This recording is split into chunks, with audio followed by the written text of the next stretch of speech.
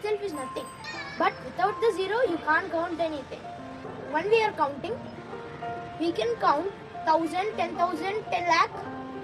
But if you add more zeros, and do you know how it counts? Everyone knows till 1000, 10,000, million, billion, trillion. This our topic is value of 0. 1000 has 3 zeros, million has 6 zeros, billion has 9 zeros, trillion has 12 zeros, quadrillion has 15 zeros, quintillion has 18 zeros, sextillion 21 zeros, septillion 24 zeros, octillion 27 zeros, nonillion 30 zeros, decillion 33 zeros, undecillion 36 zeros, tredecillion 42 zeros, and so on goes to 101 zeros. That list I will give you in the description. Hope you find some information from this video. Subscribe to my channel for knowing more info videos. Thanks for supporting me for each and every video.